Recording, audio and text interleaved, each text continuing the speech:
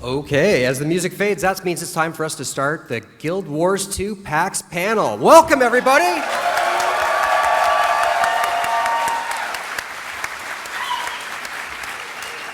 It is great to see such a full room for our presentation. We're really excited to have you all here. Give yourselves a big round of applause for crossing the street!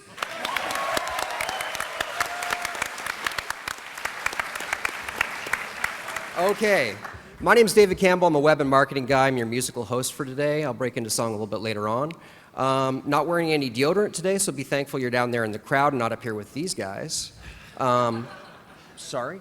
So before we get things going and have our proper panel, we still got some people filing in the back, so we'll give them time to sit down. But what I thought we could do is take a look at our brand new trailer for Guild Wars 2, which looks pretty awesome on the big screens. So let's just wait one more second, and then, yeah, we start it up.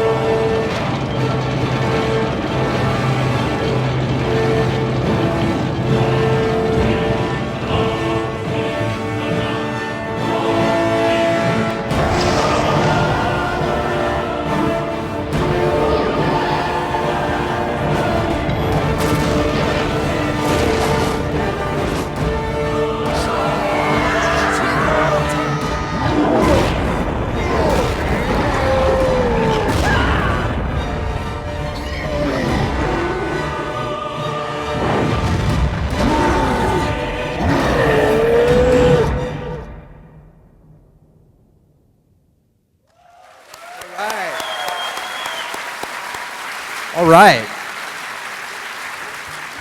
So that's our latest trailer. One of our philosophies about making these trailers is not to farm them out to some other studio. We want our trailers to look like the game, and so that's all gathered with in-game footage, cleverly edited and filmed by our cinematics team. We were awesome, but that's what the game looks like. So without any further ado, we're going to get this panel started. We're going to talk about how PvE in Guild Wars 2 is a cooperative and social experience, and some other surprises. Hang out until the end because we do have some prizes that rhymes with car and p-shirt. You figure that out. But for now, let's introduce our panel. First off, we have, let's see, we did an internal poll at ArenaNet, the most handsome game developer. And thank you. But coming in second, Colin Johansson.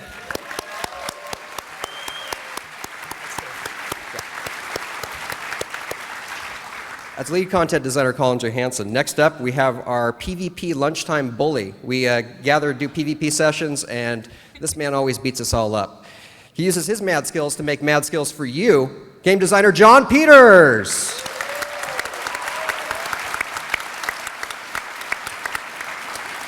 All right. Next up, a man who casts a long shadow in the role-playing game community. You might have read many of his D&D books back in the day, but now he's ours. The lore master, Jeff Grubb.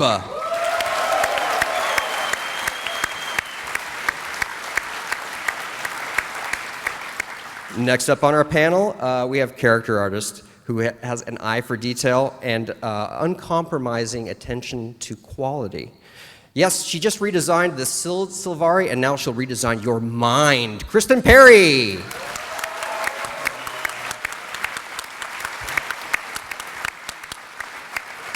All right, and finally, the unseen, unstoppable force that moves Guild Wars 2 forward until the date that we release it. We call him the Quiet Storm, Eric Flannum. I'm trying to get that nickname to stick. I'll turn it over to these guys. Have at it. All right, thanks, Dave. So we were here today to talk about cooperative gameplay in MMOs. And when we sat down to start working on developing Guild Wars 2, one of the first questions we asked about traditional MMOs is, we have millions of players coming into these game worlds together. Are we actually developing game mechanics that encourage these players to play together and build a community and play cooperatively? And the answer that we found is resoundingly in most areas, no, we aren't. If you take traditional quests in a traditional MMO, we've all had that experience where you get a quest and you go running off to an area and you start killing stuff, and another player runs up and they start killing things in the same area, and they're actually hampering your ability to complete the quest. They're stealing loot from you, and they're basically ruining your experience in this online game. And the thing is, we're building these games to bring all these players together into an online game space. Why are we actually making them be at conflict with one another? We should be building content types, and we should be building a game that actually encourages them to play together, work together, and be rewarded for it. So when we started out on Guild Wars 2, one of the first things we decided to do with our core content types in the game is that we were not going to have traditional quests in this game. We felt that we were capable of doing something more than that could build a sense of community and build a sense of cooperation and a bond between our players. So we decided to build our dynamic event system as our core content type for Guild Wars 2. And the way these dynamic events work is they are events that occur in the world, and they can be often part of large event chains. And the events actually occur for everyone. This content occurs for everyone, and it happens in a specific location. So for example, you may have a fort out in the middle of the brand, and this is an area that a dragon has breathed on and turned it into a branded area, and the Char build a fort on top of this to try to be able to defend this land and try to take it back from the dragon minions that have taken it over. And the first event in this dynamic event chain, this fort will be attacked by dragon minions, and players get the opportunity to defend it. And this event is available for everyone who is in the world and everyone who is in the map at that time. And this event actually dynamically scales, so the more players who show up to participate in the event, the more enemies the event sends at it, so that there's actually enough content for everyone to do regardless of the number of players that are participating. Now, while you're participating in this event, you're actually earning participation towards the event. Every creature you help kill, even if you're not the one who deals the killing blow, you can actually work with other players, and everyone who's helping do things in the event is earning participation credit towards the event. And when the event ends, everyone who participated in the event is actually rewarded for it. This creates a sense of cooperation for the players and encourages them to play together instead of playing apart from one another. This content actually brings players together in our game world as opposed to pushing them apart from one another. And so what ends up happening, as we've seen on the show floor, as we've seen on our own in-house usability testing, is as players start playing the game, they start running into each other in areas where events happen. And they start playing together, and they start building a sense of community and cooperation with one another. And then they start following each other and running around in the map together. And they may never join a group together, they may never join a guild together, but they end up playing together, and they end up actually being rewarded for doing so. Events get more exciting the more players that are there. There's more content for everyone to do, and it doesn't actually harm your experience. You actually want to be around other players in our open world as opposed to not having them around. Now, we've also carried this core concept over to our second type of content, which is our personal story. And the personal story is your character's story in our world. This is on par with what you would find in a fantastic single-player RPG. This is putting that RPG back into an MMORPG. And the idea is when you create your character, you fill out a biography, and that biography has you answering questions about who your character is in the world. Did you come from the city streets? Were you a commoner? Were you a noble? Were you a member of the Ash Legion, the Iron Legion, or the Blood Legion? And based on the choice that you make, that actually determines the storyline that your character is going to get to experience in the game. But rather than limit that storyline to just you can bring your friends along with you to participate and help you with your personal story, and you can go along with them and help them on their personal story. And the game actually dynamically scales the content in your personal story as well. So the more friends you bring with you, the more enemies there are, the harder the bosses are. Everything scales in difficulty, so it's an exactly balanced battle based on the number of people you bring with you. So you can always play with the people you want to play with. Another thing that we've done to help with this is we have a sidekicking system in Guild Wars 2 that basically allows you to, if John is level 70 and I'm level 2, John doesn't have to make a new character to come play with me. He can take his existing character, he can go to where I am in the world, and the game will actually sidekick him down to level 2 and let him play with me so he can play the character he wants to play as opposed to being restricted and having to go back and make a new character. I think we've all had those moments playing an MMO where there's somebody who's making a new character, or there's a friend that you really want to play with and you can't do it, or you have to sacrifice what you really want to be doing to do that. And we have gotten rid of that in Guild Wars 2 with our sidekicking system. So you can always play with the people you want to play with. You're always rewarded for playing with other players, and the game makes it a system that actually encourages you to do so as opposed to make it a problem for wanting to play with other players. So the last thing on a kind of high level from the content side that we've done is we've actually set up the base rules for killing creatures to help build a sense of community as well. If I attack a creature and another player comes up and attacks that creature and helps me kill it, we both get experience for that creature, and we both get rolls on the loot table.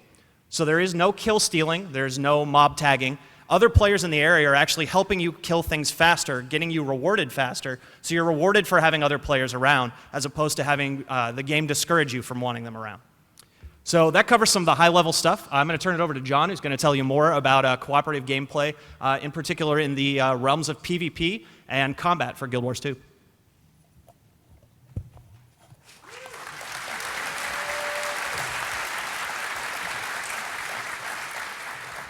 Yeah, so Colin talked a little bit about the PvE experience, and I'll kind of get to combat later, but since we're showing it here, I want to talk a little bit about how this relates to PvP too.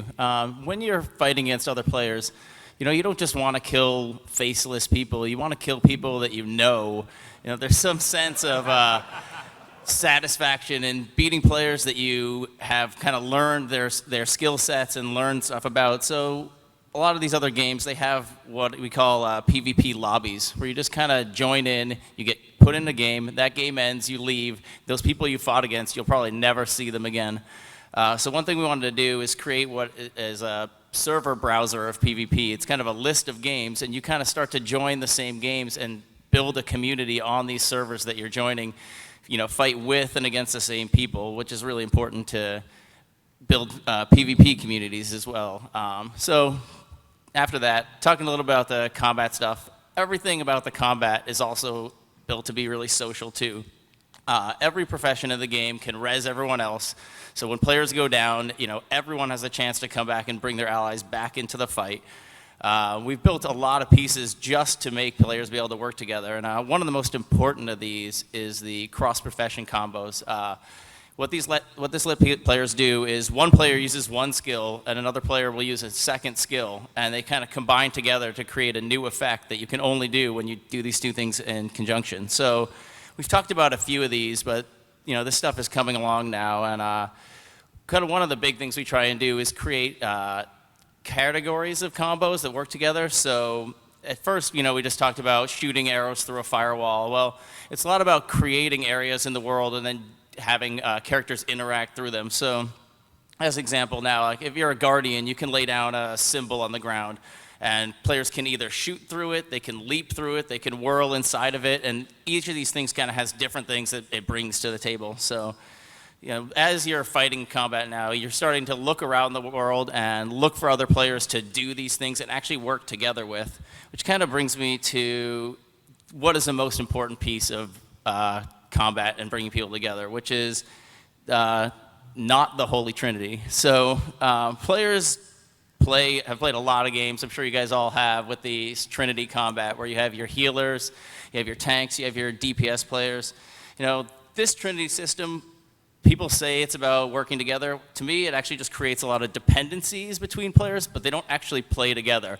They are totally dependent on each other. They cannot play without each other, but it doesn't mean that they're actually playing together. They're not actually, doing things and communicating with each other other than telling them like, all right, I'm low on health, heal me now. But it's not like you're actually working together. And for us, the cross-profession combos and the lack of these distinct roles is really what makes people actually play together rather than separate from each other. As we play a lot in the office, you see things where we're fighting a big boss, we're fighting a hard creature, and everyone's health is a little low. The warrior can then step up and block that attack for a few seconds while other people have a chance to heal up. But once he's done blocking, he needs to move out of the way. He needs to let someone else take over that role. It makes the combat a lot more dynamic and a lot more social because you have to be communicating with your friends and playing with them, so not just next to them. So speaking of the Trinity, kind of the biggest thing that this helps us solve too is just the dependency on looking for other players to play together, and Jeff's going to talk a little bit about that. Sure. One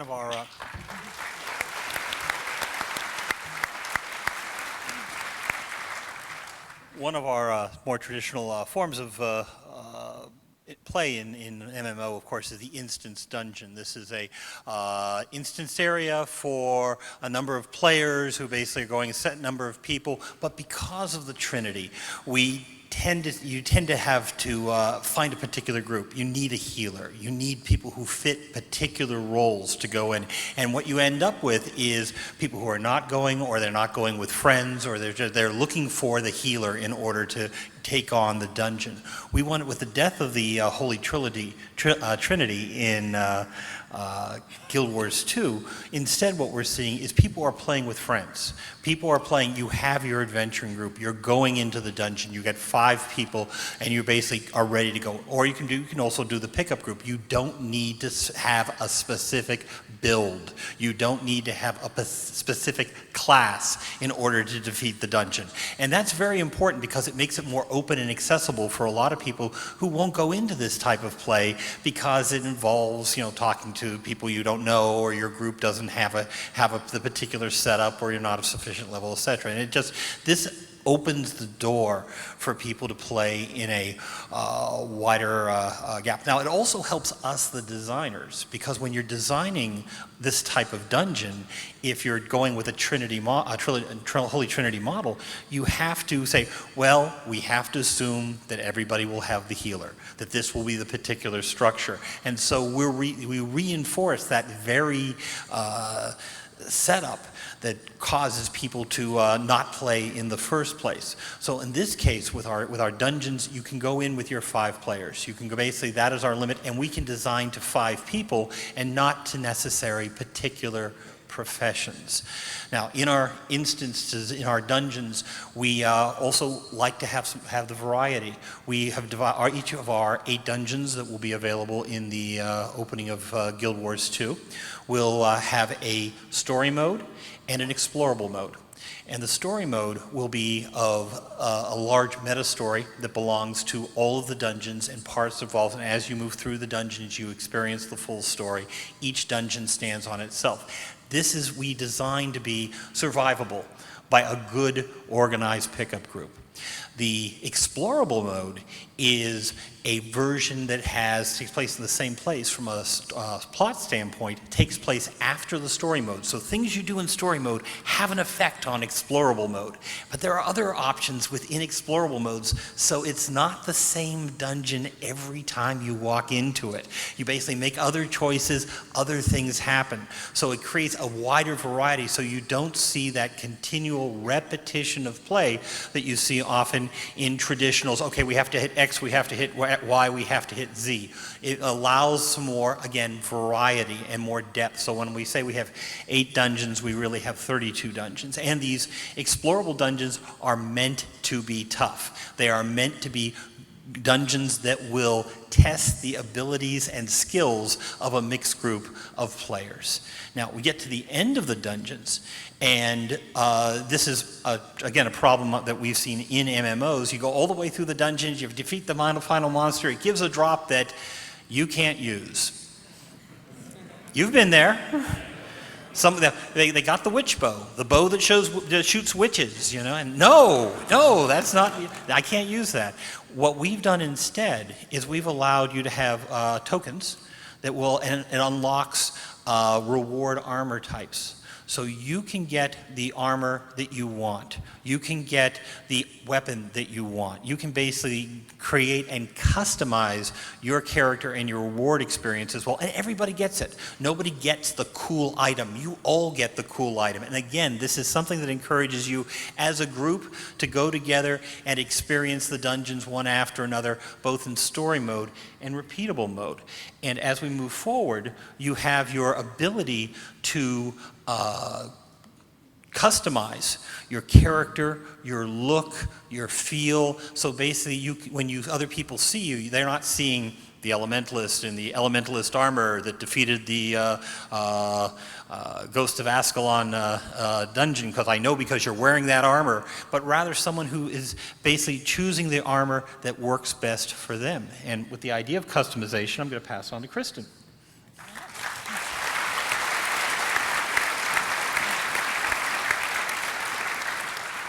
So a big thing about social interaction in this game visually is, of course, character customization. We're wanting to make sure that you guys have a lot more choices for your characters this time around in GW2. So we've opened up, instead of just by profession, which it used to be in Guild Wars 1, now it is by weight class. So if you're going to be more of a caster, you'll be able to wear that class of armor, light armor. If you're going to be more of a ranger type, medium, and more of a warrior and so forth, would be heavy. In which case, within those classes, you're not regulated to one specific look that might be to that profession. You can actually mix and match through anything that you want. And a lot of these things have some nice side effects I'm actually looking forward to in the game is that fashion-wise, since we're all fashionable people here, I actually really hope that there'll be fads that sort of naturally occur, like maybe, the spikes are in the spring, maybe, chains are in the summer. It will be fabulous. It will be awesome. So I'm really looking forward to seeing what the community is going to do in order to show off some of the really cool stuff that they get through exploring through the world, through rewards in the armor and through the dungeons and so forth. And for this, for character customization, we're also making sure that personally, as you know, aside from just what you're wearing, the character that you create upon initially creating this, that's the character at the beginning, is going to have a whole lot of options. If you're human, and a lot of the races, we have different kinds of sliders for the faces. We'll be able to choose from a bunch of different kinds of designs of faces, but within that, you'll be able to customize like how wide the nose is, how long of it is it turned up, if your eyes are a little larger. For the char, for example, one of the really cool things is that you'll be able to dye your fur one color and then choose maybe a fur pattern like a leopard or a tiger, or it's really awesome. You'll be able to choose what color that is going to be. You'll be able to choose different kinds of horn designs, different kinds of facial designs, all of this kind of stuff. For the Savari as well, we'll be able to have different kinds of different hairs. They have a very large selection of ears designs as well. So you're going to be able to get a lot of visual identity through your character customization. But we're going to make sure that that doesn't go without there's going to be limits to where those sliders can go. As you can see in some forms, if you stretch the nose too big, it becomes inhuman. It becomes, grotesque. It might actually hurt the immersion of other players in the game. So we want to make sure that there's a visual continuity, there's a sense of community, there's going to be, a sense of everybody is within this world and a part of this world. So we're going to make sure that, visually that is maintained. One of the other things that I've been working on actually, is the die system. I don't know if you guys know about this die system yet. No? Woo! All right. I had a few conventions ago, I had promised that I was going to put in 400 different die colors. I had finished that last week. They're all individually named. Yes, they are.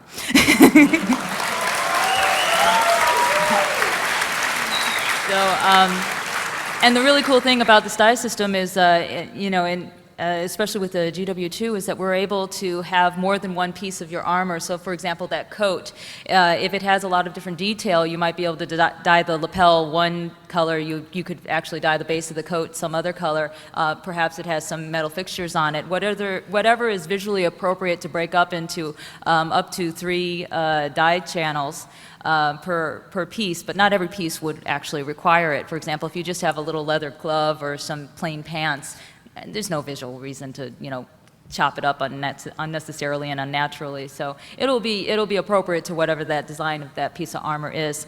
In which case, a lot of the organization for the die system is in place for, you'll be able to organize, like perhaps by hue, perhaps by temperature, whether you have, warms, cools, and naturals, and so forth.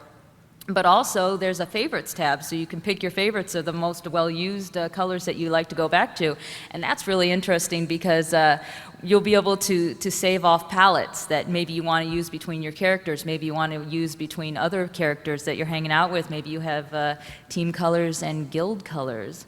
And so you'll be able to start organizing all of this together. You'll be able to start choosing exactly how you guys want to look individually and collectively. And from that, as I've touched on guilds, I'll turn it over to Eric.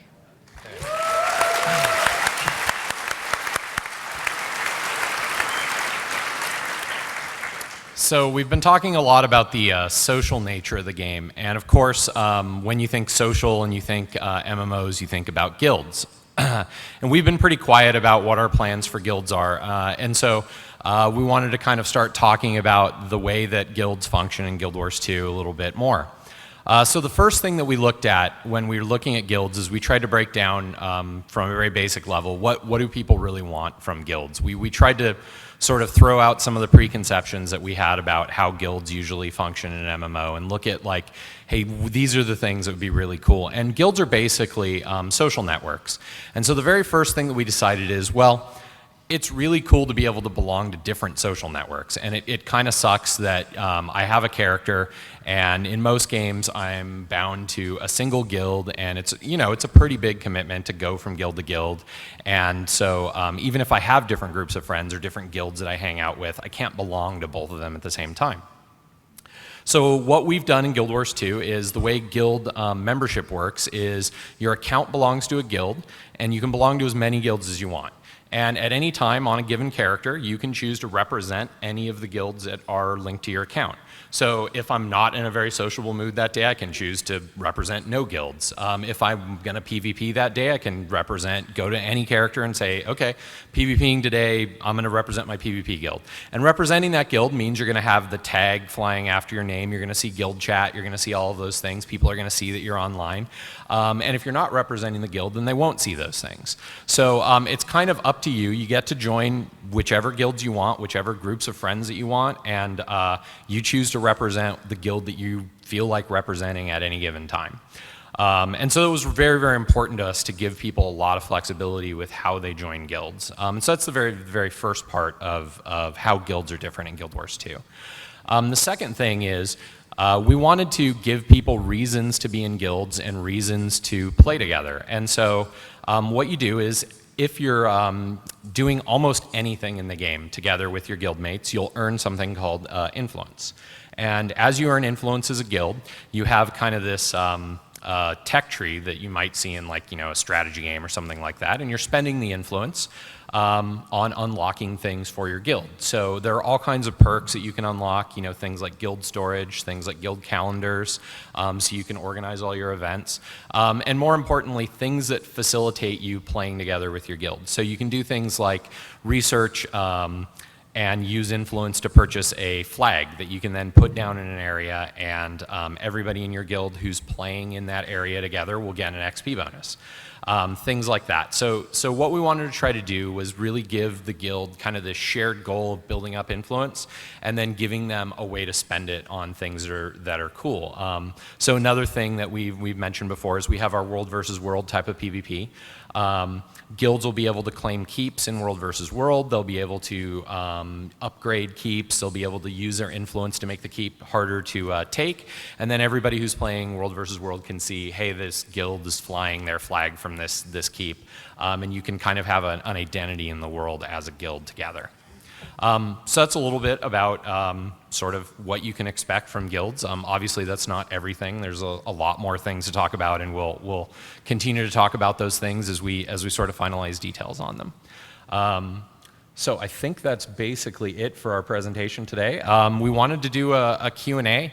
So if people wanted to ask some questions about stuff that we have talked about now, or just about anything, you can feel free to ask. We have strategically placed 2 microphones in each of the 2 aisles. So I will start. It'll release when it's ready. You beat me to it. Yes. When's the release date? You Yeah. can jump. That's another common And one. Yes. the commando is clearly the 8th profession. Yes. Yes.